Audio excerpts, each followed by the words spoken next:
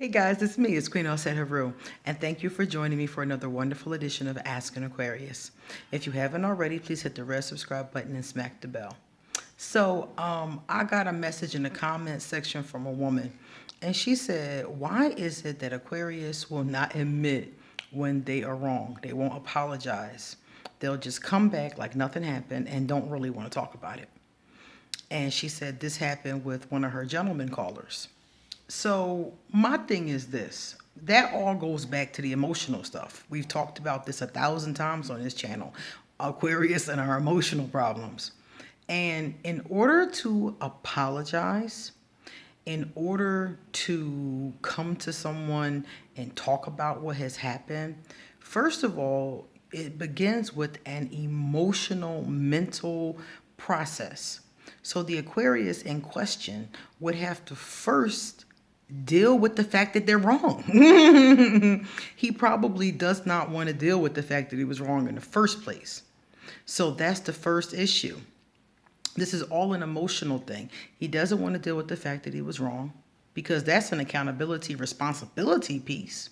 So he would have to be extremely evolved to even go there. The average person never takes accountability and responsibility for the things that they do. Most of us, including myself, would blame them on something else, give some excuse, some reason why it happened. It took for me to really learn about accountability and how it helps you, and responsibility too. Taking accountability and responsibility for your actions helps you to not repeat them. If you keep on blaming it on other people, you'll keep on repeating the same action. So the first thing is that he's not self-aware enough to be accountable and responsible for his mistakes. So the question you need to ask yourself is, why are you dealing with someone who refuses to be accountable?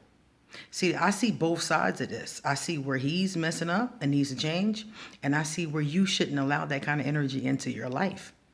If you're dating with somebody and they've done that, then that shows you up front. They don't take accountability. They don't take responsibility. And what do you think is going to happen when something else major happens down the line? They're going to do exactly the same thing. Not take accountability, not take responsibility, blaming on others. This is the kind of person who doesn't stand up when they make mistakes. This is the kind of person who makes a child and doesn't take care of it. Not to say that he's that, messed up, but this is the kind of thought process that leads a person in that direction. Not wanting to take accountability and blaming everything on everybody else. Second thing, if he was to take accountability and responsibility, that's the emotional part for him, the introspective part. And a person who's not self-aware does not do introspection well. Introspection is looking at yourself. A lot of people, especially a person who's selfish, spends all their time looking outward. So the other piece of that is then after admitting to himself where he messed up and that he was wrong, he now has to come back to you, more emotion, and tell you that he was wrong and apologize for being wrong, and then have the conversation with you, which will probably be, in his estimation, and to most Aquarius, we're going to expect an emotional conversation. Whoa. Oh, no, no, no, no, no. So now he got to deal with his own emotions and then come to you and deal with some more emotions. Oh my God. So that's where the problem comes in. So now he's dealt with his own emotions. Now he got to come to you. Now there's the fear of rejection, because he doesn't know what you're going to say about what he's going to present. So there's the fear of rejection. There's the possibility of an emotional encounter, either an argument, a fight, you crying, him crying, God knows what. And the Aquarius is thinking about all this. We like, when I go over there, this is going to be drawn. This is going to be dramatic. We're thinking about this, the whole time, even before we left the door, even before we left the house to come have the conversation, we're thinking about how this is going to be emotional. And oh my God, we're always in that space in our head. So even before leaving the house, he's already gone there.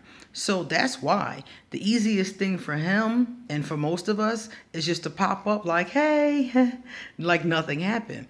And if you allow, if you allow him to do that, that is what he's going to do.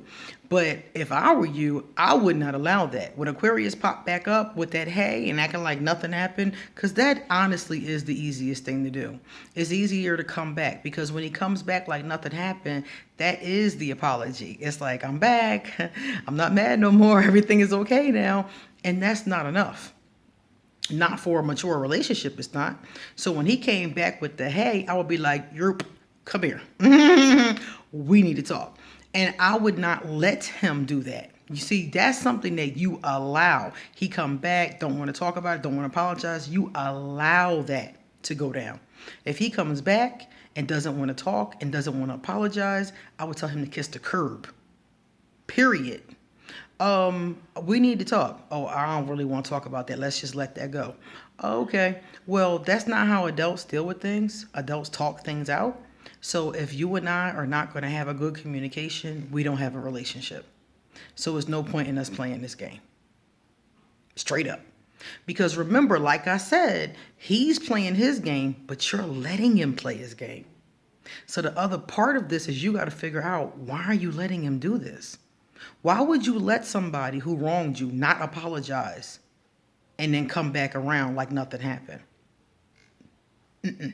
Every time he does that, I would be like, and I wouldn't let it go down more than 2 or 3 times before I told him, look, this isn't working for me. So that's the other piece of this. People only do what you allow. And if you're going to allow him to get away with it, that's what he's going to do. That's what he's going to do, because he's already not self-aware and doesn't want to talk about it. So if you allow him to pop back up like daddy's home, and everything is okay, everything is forgotten, and we kiss and make up, then that's what he's going to do. And he's going to do it every time. And it's unhealthy. It's unhealthy for you both. It's unhealthy because he needs to learn how to deal with his emotions and how to speak on them. And remember, I told you that's not easy for us. I'm 41 years old and I'm just at the point now where I can tell people without snapping on them how I feel about something. And it's still uncomfortable. Okay? So it's not an easy thing to do. And then on top of everything else, the self-awareness piece, he probably has never even considered that. Most people don't even think about their accountability for their actions.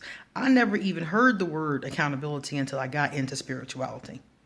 And then it was like, and when I looked at it, it said most things that happen in our life happen because of choices that we make or don't make.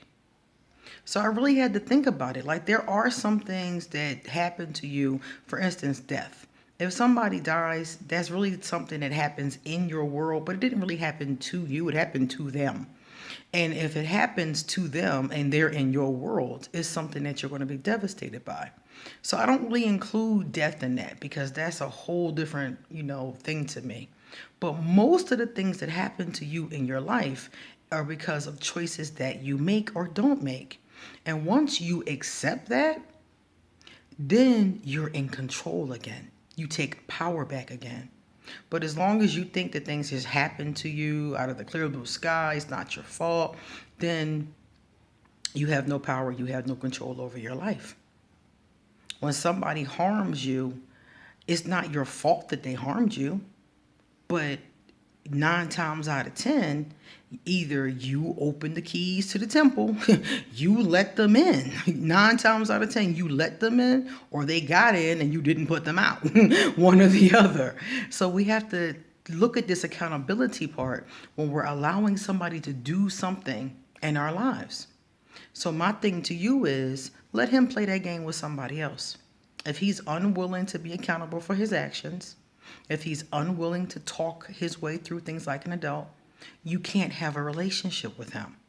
Period. You're going to keep on coming to this same brick wall over and over again. So what has to happen is he has to mature. And you have to demand more from the people that are around you. So if he is going to stay in that place, then he has no place in your life. You need a mature person in your life. And this is one of the things that happens in a lot of our relationships. We allow stuff like this to go down. That's something that shows you up front this is somebody who does not belong in a relationship.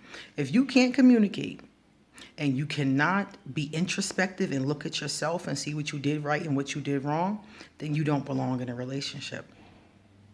So you don't belong with him anyway because he's not mature enough to handle what you're presenting. Okay? So think about that. Guys, if you like this video, please hit the thumbs up. And if you would like to donate, I'll put my PayPal underneath here. If you would like to get a reading, I will put my email under here and you guys can make an appointment. If you would like to get a free answer to a question that's a general question, I will also put my email under here, or you can leave it in the comment section and I'll answer your question live, or not live, recorded here at Ask an Aquarius. Okay? Thank you guys. Thank you for watching, and please share my videos with anybody who you think may be helped by them. Thank you. Bye-bye.